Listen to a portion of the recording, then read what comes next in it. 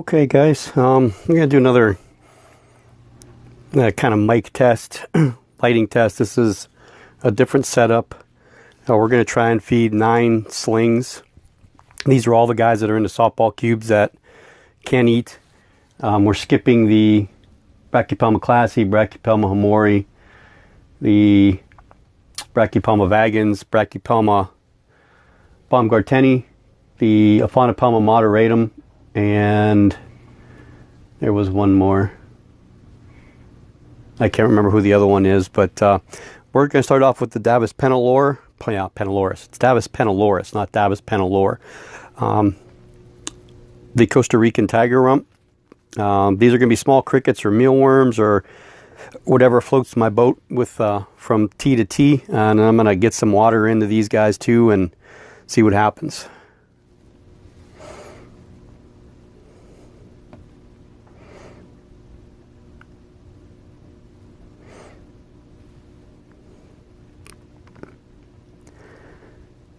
So what I'm using right now for lighting is my little LED light that plugs into a phone. It's plugged into one of my son's old phones that he doesn't use anymore on a different little tiny tripod.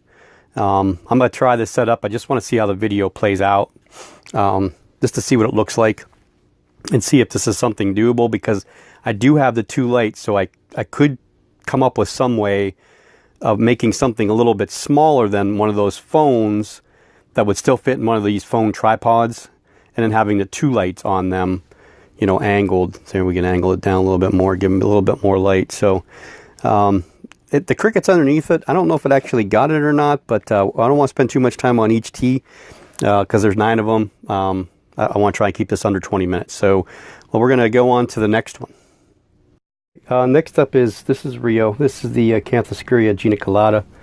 We're going to try a mealworm, see if we can get her to come out.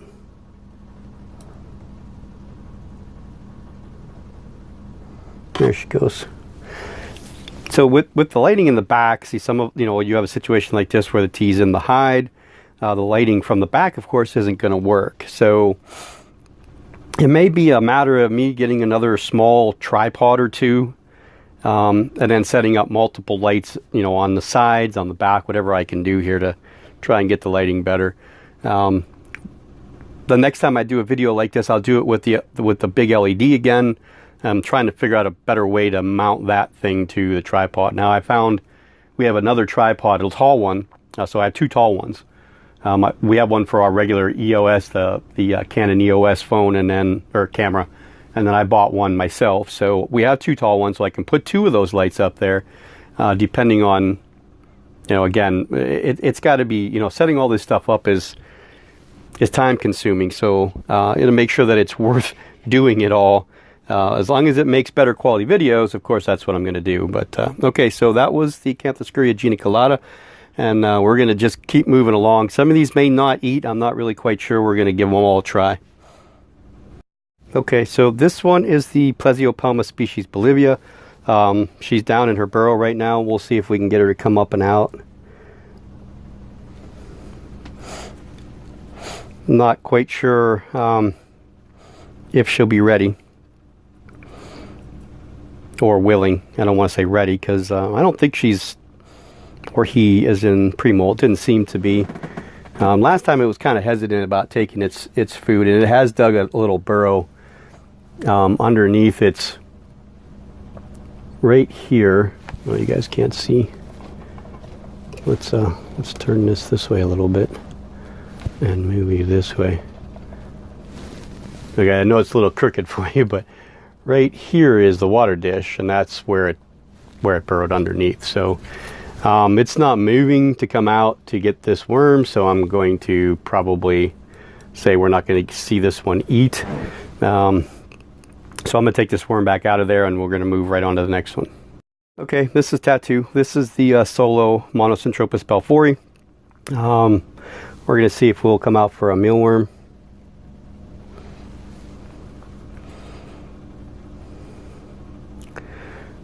The trouble with these burrowing species like this, if something isn't attracting them right away, they don't come out right away. So it may take us a tad bit of time get them to get to that point. I know I've had people, you know, make some great suggestions lately, and I appreciate all of them. I'm going to try some different things with different videos. I have to experiment with different things. I got to find something, you know, it was recommended I use something to tickle them out. I think with the bigger species, I wouldn't have a problem with that. With the little ones, I really, they're in such smaller containers and they're so quick and so fast. I hate to bring them out. I'd like to see them come out on their own. And I know that a lot of people think the videos can tend to get boring when you're, you know, just watching this mealworm move back and forth until the spider actually comes out, if the spider actually comes out. So we're working on things. I'm trying to, again, I'm playing with different angles and different things, and I'm trying to do, you know, videos that I enjoy doing and videos that you guys are going to enjoy seeing. And I think I'm seeing that a little bit more with the, you know, the views, the amount of views that I get has gone up percentage-wise per video. And, you know, I've had a handful of new subscribers over the last 4 or 5 days. So another update while I'm talking to you, the Haplocasmia himalayana molted came through it okay. Looks a little bit bigger. But the Cancerides still hasn't molted. I'm thinking that there's another one that's in pre-molt too, and I'm thinking that one's going to molt for the second time before that one there molts for the first time. So, okay, doesn't look like Tattoo has any interest whatsoever of coming out. So we're going to put the cap back on, and we're going to move Tattoo off to the side. If we do come out, I'll definitely bring him back, or her, yeah, him. We think this is a him, and show him off. Okay, so this is the Euapolaestrus campostratus, smallest of the two that I have. I did name this one recently. I decided to name it Jedi. I thought that was kind of cool. Star Wars coming out. I thought it was kind of a fitting name. So we're going to try a little mealworm, see if we're hungry. Oh, definitely. You know, the funny thing about the E. campostratus, they aren't very quick growing, but they are very good eaters. They're not bad eaters at all. So it's a species, again, that I would recommend to any beginner if you could find them. And they're a lot more available now than they used to be. I know it took me a little while before I've had mine for a couple years, Dakota. I think I've had him for 2.5 years. But when I got him, I wanted to get more, and I couldn't find him anymore. And, you know, the other one that's out is the Euapolaestrus, oh gosh, it's the Wallenbergi or something like that. Wallenbergeri, something like that. Those are really, really cool looking too. And I don't know a lot about them, but that would be something, if I found a sling or two of those, I probably would add those to my collection. There's not a ton, again, there's not a ton more spiders that I would add. Again, I keep saying that, and then boom, you know, I pick up 2 more. But I'm pretty content with what I have. And again, I'm going to do some reduction stuff in the spring. So, you know, I mean, be looking forward to stuff that's going to be on sale. Most of them will probably be, you know, juveniles. I don't think I'll sell any of the slings, because I'd rather at least try to sell them as sexed individuals. So if somebody's looking for, you know, like a juvenile male or a juvenile female, you know, we'll have stuff going on. So, okay, so that's Jedi, the Euapolaestrus campostratus, one of the 2 that I have. Still not showing any kind of, you know, the colorations of an E-camp, but still cool little slings. This worm here will probably push this one to getting ready for its molt over the winter. We'll probably won't feed this one for a little while now. Same thing is going on with all the brackies over there. They all have pretty decent sized abdomens, except for the vagans. I probably could feed the vagans today, but we may throw it in here. We'll see. Okay. Oh, by the way, I did get the extension now for the cord for the microphone. I haven't tried it out yet. The last thing I'm waiting for now is the new charger for my phone. I have 2 charger cords, but one of them's cracking, so I ordered a new one of those, and the adapter for the 3.5 millimeter phone jack, or the jack for the microphone, in that I could plug it into the USB of the yeah, you know, that thing, the GoPro. So at least if I want to use the GoPro, I can actually put the microphone on it and you guys will actually hear me. Because I did do 3 videos with that. And the sound was way worse than when I had the light in with this. So of course there's no light with the GoPro. I have to add lighting to everything. So that was kind of a difficult thing. And I did actually do 2 videos with my Samsung digital phone. Or digital camera, sorry, digital camera. Those worked out real well. Again, it's the lighting, getting the lighting right. And the microphone picked my voice up real well. So, you know, that's something I'm going to dabble with a little bit next year. Over the winter, I'll be able to play around with it a little bit and see how that thing goes. But, okay, so let's move on before I keep talking about stuff that I really don't need to be talking about. Okay, here, this is the enclosure for the Chilobrachys fimbriatus.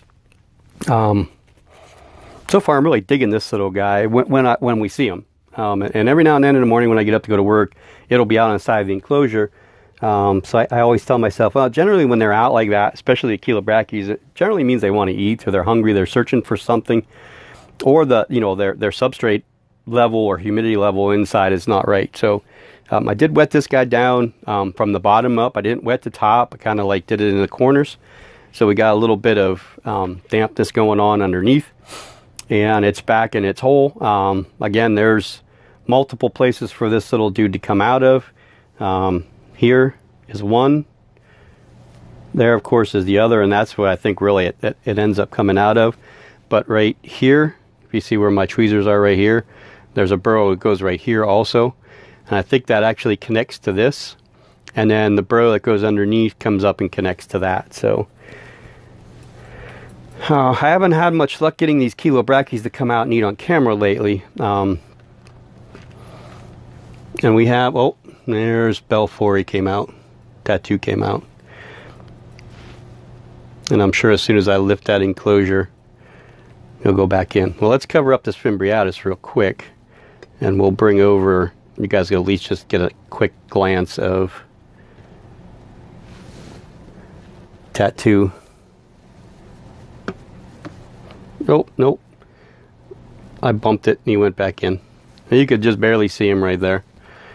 So, okay, well, we'll leave the fimbriatus right here, and we're going to try feeding the pumpkin patch of the Hapalopus species Columbia large. I'll probably go with I don't know, we'll see. I don't know what I'll try with that. Either one of these small crickets or one of these small mealworms. Okay, this is the Hapalopus species Columbia large. This is the one that's named Nickel. One of my subscribers recommended that name because at the time it only had the 5 legs. It was missing 3 legs and a pedipalp, I think. So it only had 5 legs. So I think they said Nicky.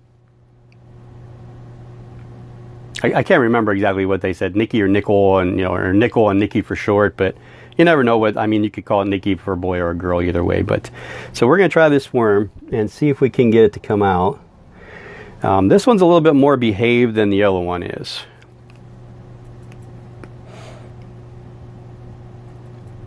The other one's a lot more flighty than this one is. But Cole is also a much better eater than this one is. So fimbriatus still hasn't come out.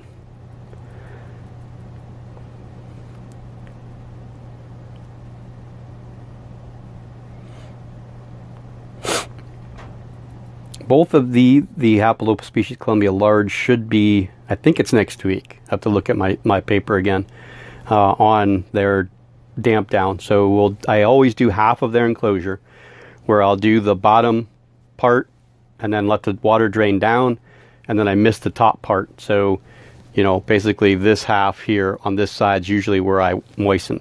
And you can see where it chose to burrow is on this side here, which is actually a spot that I don't wet or dampen down, and that's where it chose to do its burrow. When I put it in here, it was half wet, half dry, and it chose where it wanted to go. Now, it doesn't look like we're going to get this one to come out here. We're not doing very good with feeding, but so we may have to do the vagons just at the end, just for the shock value, because I know that one will hammer its prey. I have 2 more here on the table, and then we'll go ahead and try feeding the Brachypelma vagans. Okay, this is Midnight. This is one of the favorites. Everybody loves the Grammostola pulchris. Very, very popular tarantula this last half of 2017. Not as popular in the beginning of the year. And I got this second guy. I would have got 2 or 3 more, and I probably should have, because the price was really, really low at that time. Now you're not going to touch them for less than like 90 bucks. So, you know, as slings. So we're going to see if Midnight will come out and eat. Oh, goodness, of course he will. She. We're going to say she. Everybody's got to always, when we see this tarantula, you have to say she 3 times. If we keep saying she, then we'll end up with a female. Probably not, but my luck isn't that good. I did tell everybody Arkham is a male. I think I did tell you guys in that last video. So that would be the first 2 GBBs I've ever had. Both of them turn out to be male. We'll hope that Chindi breaks that streak and lets me have a female. And if not, you know, I mean, Arkham matures, I'll send Arkham out just like I did Denver. Denver I kind of just traded. I won't do that again, probably with the GBBs. I'd probably do a 50-50 before I do anything like that. So, okay, so there's Midnight. We have the Chilobrachy species Cancrescon next, and then we'll get Brachypelma vagans, and we'll end it there. You can see, how he walks, or she walks with her abdomen up in the air. She does that quite often, especially when she's got food in her mouth. Now she's going to drag that thing down to her burrow and have at it. So at least we got a decent takedown there. We'll try. I'm sure the Chilobrachy species Cancrescon will be a good takedown if it's ready to eat. And I think it's actually sitting at, yep, it is sitting at the front of its burrow. So I think we'll probably see something good there. Okay, here's the Chilobrachy species Cancrescon. I actually named both of them, I think, and I can't remember what I named them. They're on the app. So I have been naming some of the ones I haven't named, but I still need like 12, 13, 14 names. And maybe I'll do a video of all the ones I haven't named yet and see if we can come up with anything. But I think I got a handful of names yesterday for the Avix. I had Jack and Jill, which I mean, it's a good idea, but what if one of them's male, one of them's, or if they're both male, if they're both female, doesn't work. Boxing Boa recommended Scarlet, so we're going to name the bigger of the 2 Scarlet. Now we need to have a name for the second one. Scarlet's more of a female name, but I think we're going to use it anyway. I don't have a problem. I mean, I don't know. That's what its name is. So we need to come up with something other than, or something that goes along with Scarlet, but not in the whole Gone with the Wind kind of deal. So I don't want to name the other one Rhett. So we'll try the Cancrescon here and see if we can't get that little dude to come out.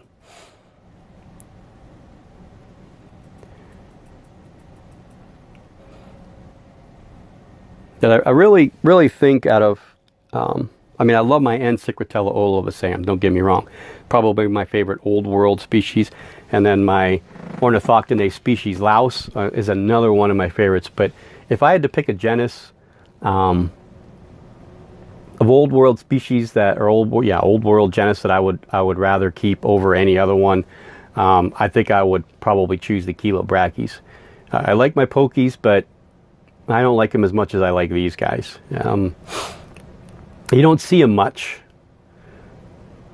but when they do some just serious webbing and serious tunneling, and they're a riot to watch, come flying out of their burrows to grab the prey. I can see the skinny little legs down there.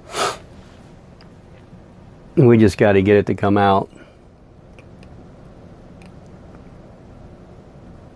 Now, I watched one of my videos with the microphone now, and I can tell a difference. So actually, I generally watch my videos and most of the other people's videos on like 20 to 24 volume on my Roku TV.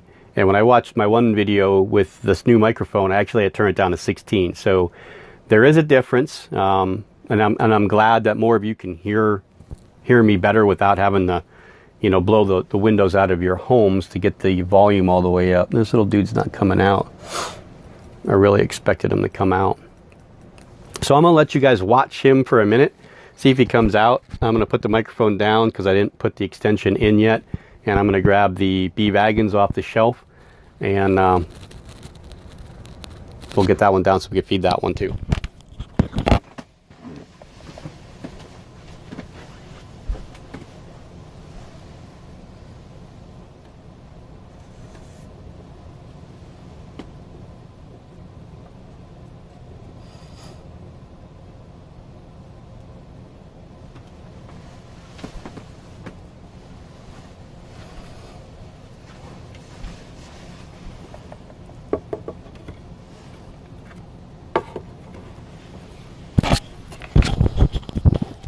Okay, so apparently this one's not going to eat either on camera, so we'll cover it up, move it off to the side, and we're going to go ahead and feed the bee Baumgarteni too. The abdomen is a little bigger than I generally would like to feeding, but we're going to try just a small mealworm, try to get this one into its next molt. It hasn't eaten in a while, so it's not like I'm, super feeding it completely over. Wait, I don't know. We'll look at it and see. Well, we're going to hit the wagons here, and then I'll decide on the Baumgarteni. Well, here's the Brachypelma Baumgarteni. I decided not to feed it. When it moved off to where it was, you could see the abdomen's just a little bit bigger than it needs to be. It's not ready to be fed. We'll get it watered up, and we'll water all these guys before I put them back up. And I'm going to have to dig out the Ecamp's water dish and the Plesiopelma species Bolivia's water dish. And we're going to hit this Brachypelma vagans, and we know we're going to get a great takedown from that one because we always do. And that's going to be a great way to end this video. So let's bring her out and get this thing wrapped up. Okay, so here is what I named this one. Well, how can I not remember the names? I named it Sage, I believe. We got Alistair. No, this one's Pepper. I'm sorry, Pepper. The smaller one, I think I named the smaller one Sage, possibly. So we're going to try going to the left of the spider with this worm. And I'm actually not going to look in the camera when I do this time so it doesn't go crazy. But yeah, you see, it's like automatic with this one. And Alistair's the same way. Brachypelma vagans are just, they're superb eaters. And I've been doing a little bit of research, and we've been having some, I don't want to call them issues, but there has been some difficulties with IDing some certain spiders on some of the groups. And it's generally, so far, out of the 3 that we've had, that everyone's saying, oh, it's a Lasiodora paraibana, every single one of them either been a hobby Brachypelma albopilosum or a Brachypelma vagans. And I found out different ways to tell some of them apart, which is great. I enjoy, seeing these spider IDs and what's this one, what's that one, because we get some of the people that know a lot about them, and they'll give you tidbits of information. Like on the one that we thought, people were thinking Lasiodora paraibana. I was like, oh, maybe it's Pamphobedius, and I should never even have said that, because after I go back and look, it's not even close to a Pamphobedius species. Now you have Sericopelma that I have to figure out what those look like. What's the features that separate those from the Brachypelma, because they do look so much similar to me. So I have to learn a little bit more about the differences between those two. But what I found out from Liam Fawcett, who is in England, I believe, in the UK, somewhere over there, with Lasiodora paraibana, they have forward-facing setae on the dorsal abdomen.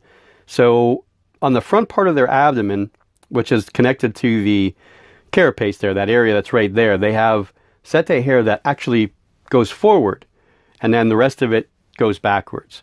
So that kind of gives you an idea. Now, I'm not sure if all Lasiodora species are that way. I'm assuming so. Because he didn't specifically say paraibana, he just said Lasiodora species, or Lasiodora. He didn't actually say species, or he didn't say the, paraibana specifically.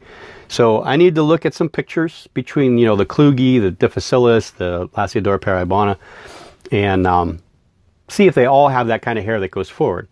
And mine's still not very big. She's only like a little over 2¼ inches, maybe 2.5. So I haven't looked at her in person.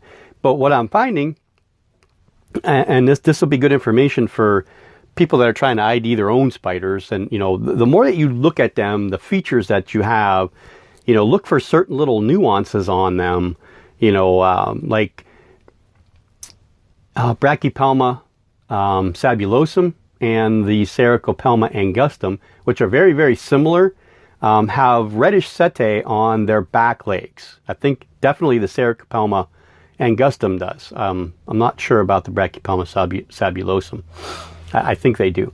And the Brachypelma vagans do not, unless, of course, it's a vagans mix. So that's a good way of being able to tell the difference. Generally, they have like blackish, brownish hair on them. At least that's my understanding.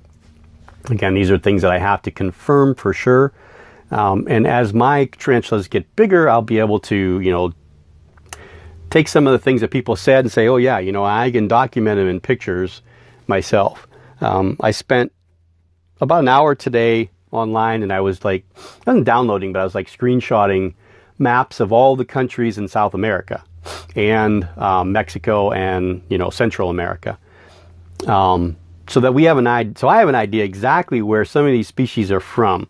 So when I start talking about them, I could say, where Concepcion is in Chile, is about halfway down. If you know what Chile looks like, it's just that little tiny strip on the west side of South America, the southwest side of South America.